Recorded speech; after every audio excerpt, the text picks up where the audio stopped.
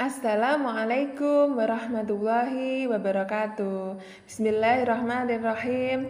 Bertemu lagi dengan saya Ibu Alif Diah Yunitasari dari KKG PAI SD Kabupaten Trenggalek. Semoga kita selalu dalam limpahan rahmat Allah Subhanahu wa taala. Salawat salam kita aturkan kepada Nabi Muhammad, suri tauladan kita sebagai umat muslim. Hari ini kita akan belajar tentang hati tentram dengan berperilaku baik. Pendidikan agama Islam dan budi pekerti kelas 3 sekolah dasar. Nah, sebelumnya kita akan berdoa bersama-sama dulu ya. A'udzu billahi minasyaitonir rajim. Bismillahirrahmanirrahim. Raditu billahi rabba wa bil islami dina wa bi muhammadin nabiyya wa rasula. Rabbi zidni ilma warzuqni fahma waj'alni minas solihin. Artinya, kami ridho Allah Subhanahu wa taala sebagai Tuhanku, Islam sebagai agamaku, dan Nabi Muhammad sebagai Nabi dan Rasul. Ya Allah, tambahkanlah kepadaku ilmu, dan berikanlah aku pengertian yang baik, dan jadikanlah aku termasuk golongan orang-orang yang soleh. Amin. Tujuan pembelajaran kita hari ini adalah siswa dapat menjelaskan pengertian ikhlas, ikhlas dalam beribadah, menyebutkan keutamaan berdoa, dan menjelaskan pentingnya berdoa dalam beribadah. Akhlak adalah budi pekerti, perangai, atau tabiat. Akhlak ada dua macam, yaitu akhlak terpuji dan akhlak tercela. Nama lain dari akhlak terpuji adalah akhlakul karimah atau akhlakul mahmudah. Contohnya ada jujur, sabar, tolong menolong, ikhlas, dan sebagainya. Sedangkan akhlak tercela nama lainnya adalah akhlakul mazmumah. Contohnya ada iri, dengki, sombong, riya, dan sebagainya. Kita bernyanyi dulu ya. Ada sebuah lagu berjudul Hanya Kepada Allah, memakai nada lagunya Di Timur Matahari. Kita nyanyi bersama-sama ya.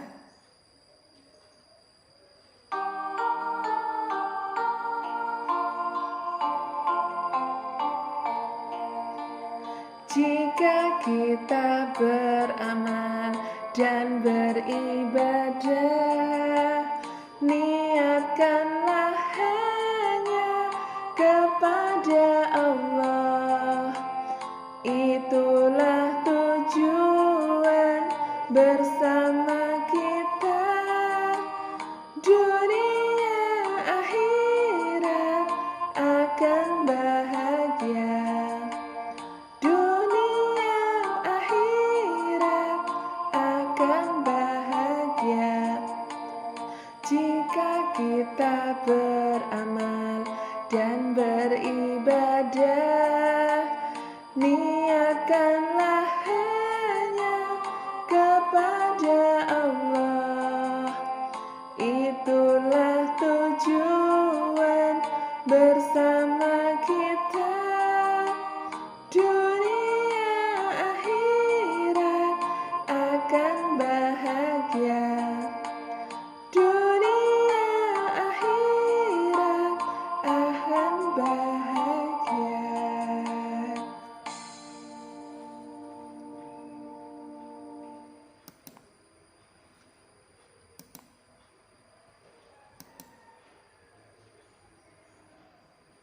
Jadi ini ada kisah Nabi Ismail ketika dia akan disembelih oleh ayahnya sendiri.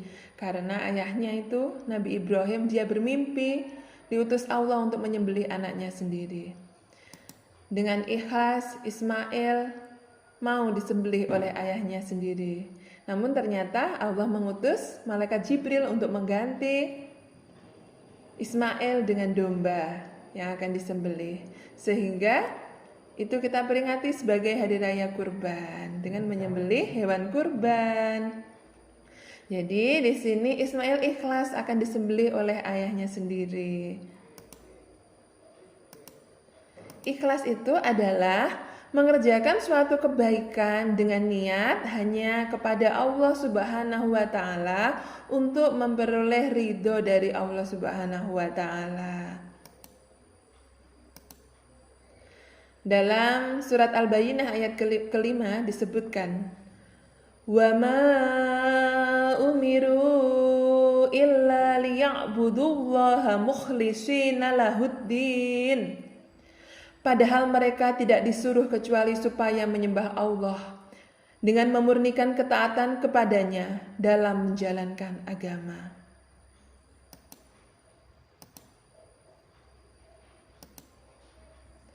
Jadi, ketika kita akan berbuat kebaikan, contohnya memberikan makanan kepada teman, kita niati dengan ikhlas memperoleh ridho dari Allah Subhanahu wa taala, tidak usah mengharapkan pujian dari temannya itu.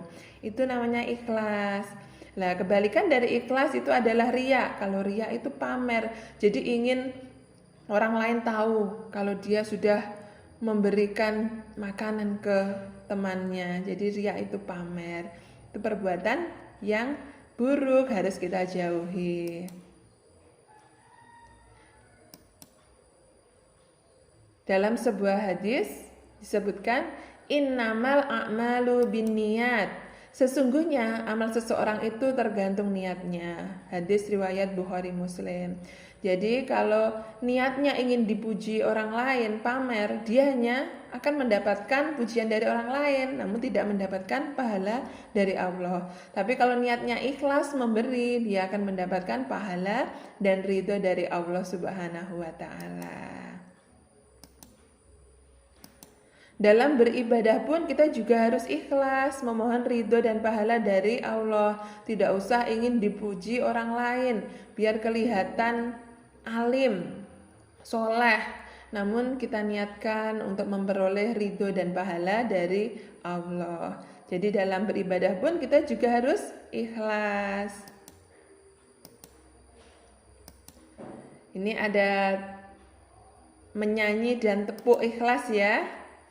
Memakai lagunya Kalau Kau Suka Hati, kita nyanyikan dan tepuk bersama-sama.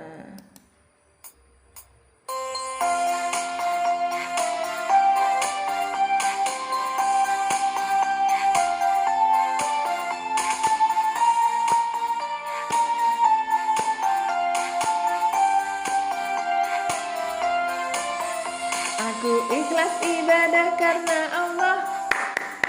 Aku ikhlas berbakti karena Allah.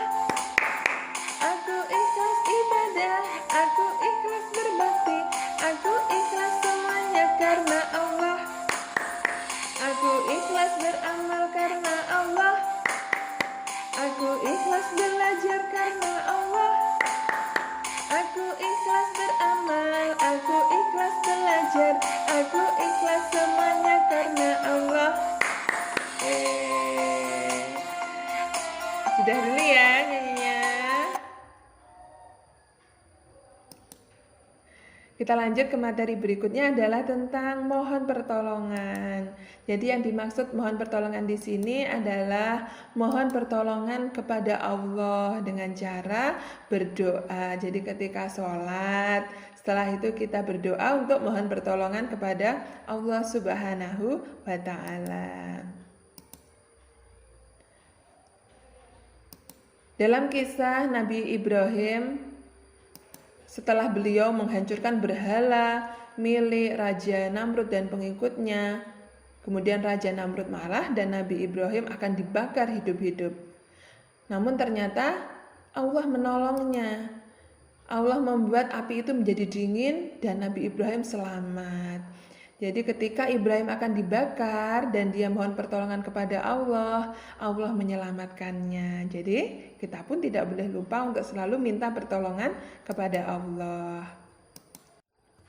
Dalam Quran surat Al-Fatihah ayat kelima disebutkan, Iyyaka na'budu wa iyyaka nasta'in. Hanya Engkaulah yang kami sembah dan hanya kepada Engkaulah kami meminta pertolongan.